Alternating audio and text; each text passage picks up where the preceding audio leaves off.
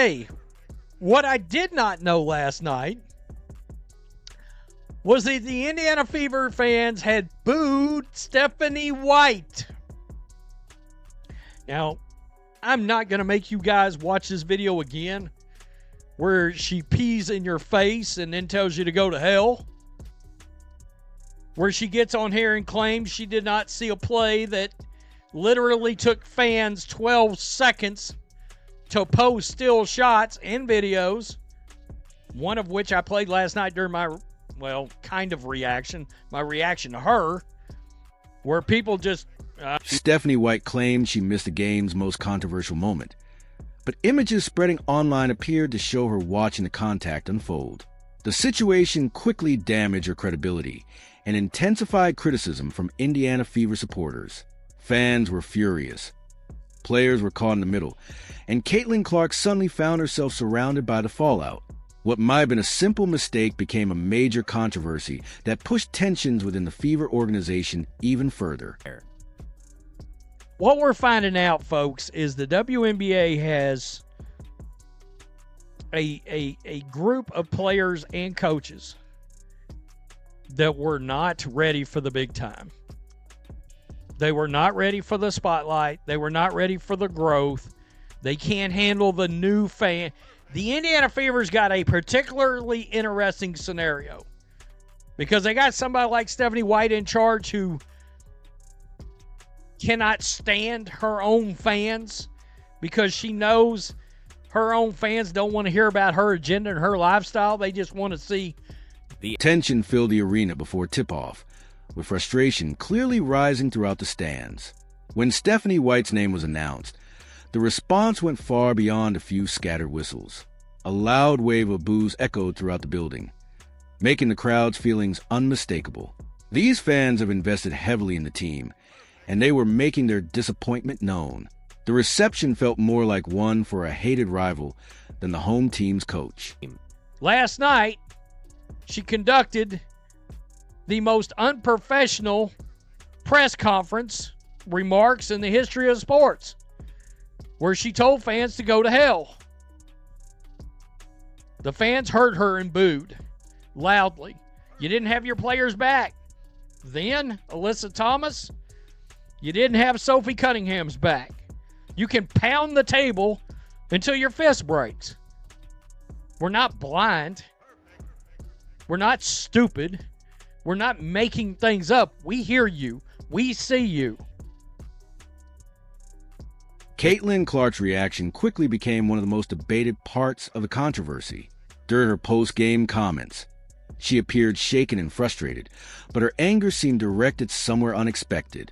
She admitted that hearing fans boo Stephanie White made her feel sick. Her visible frustration raised questions as she defended her coach.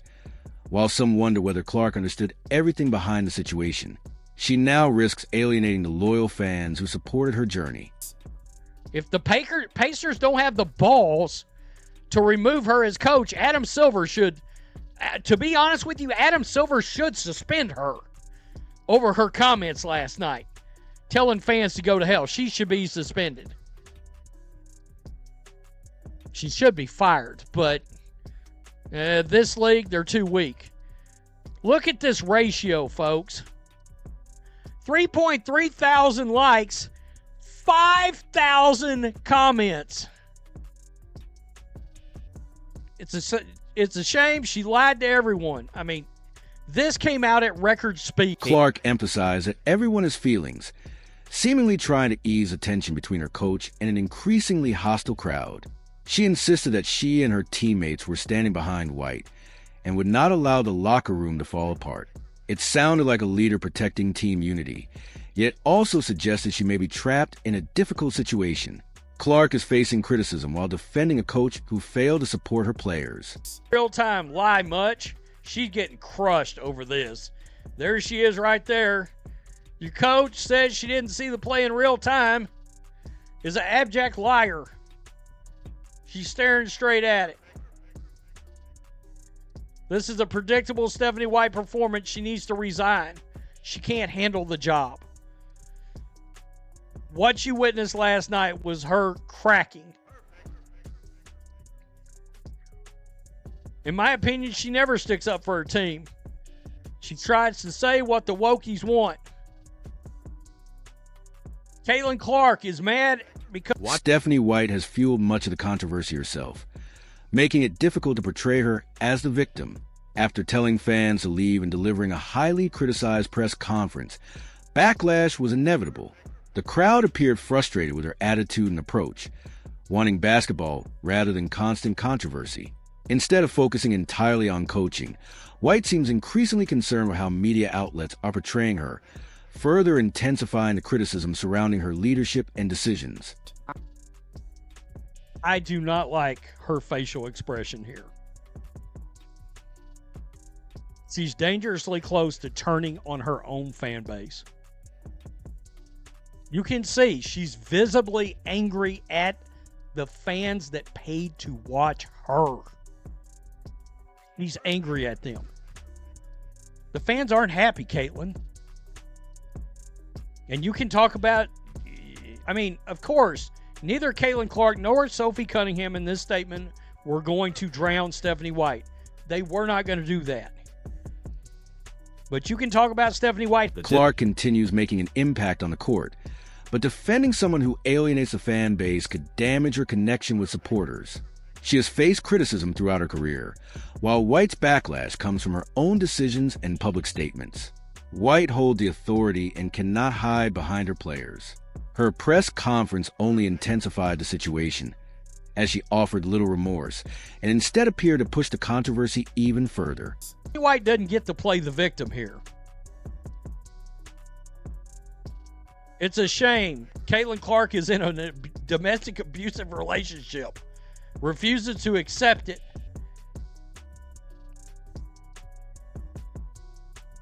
She can lie to her players, but not to the camera. She saw the whole effing thing. She should be ashamed.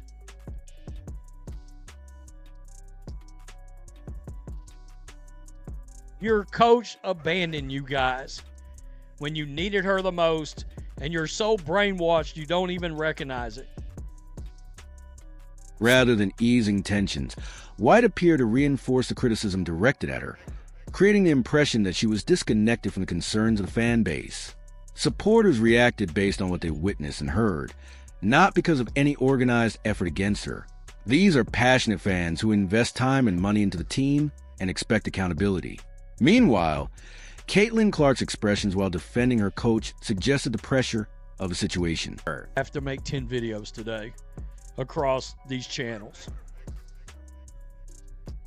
It was the biggest, it might be the biggest meltdown we've ever seen on a press conference stage of a coach.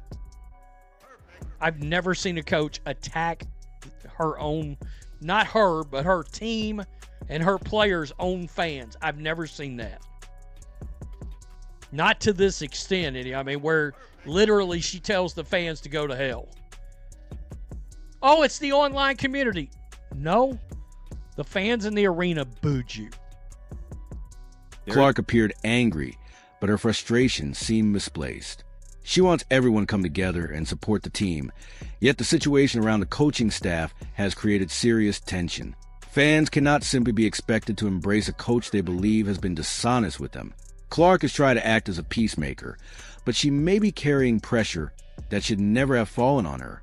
The locker room may be holding together for now, but questions remain about how long that can continue. Players eventually notice when their coach does not stand up for them during critical moments. Sophie Cunningham was left dealing with the fallout, while Clark appeared to shoulder much of the public relations burden. That points to a deeper leadership problem within the organization. White's argument that online discussions are dividing the team also raises questions, because telling fans to go away and then being surprised by boos only creates more conflict. The reaction is not coming from nowhere. It is a result of growing frustration. The fans are not the enemy. They spend their money supporting the league and expect the focus to remain on basketball. When a coach appears more focused on controversy than the game itself, criticism becomes inevitable. White entered the situation with expectations, but the increased attention surrounding the fever has created an entirely different level of scrutiny. Handling that pressure is now part of the job if the tension continues. It could affect both the team and Clark's relationship with supporters. Fans respect honesty, accountability, and players who feel protected by their coaching staff.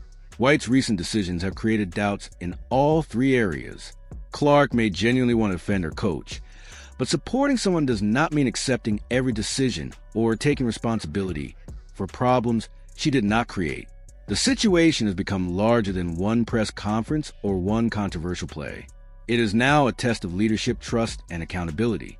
Unless the organization addresses those concerns directly, the conflict could continue damaging the relationship between the team, its players, and the fans who have invested so much in supporting them.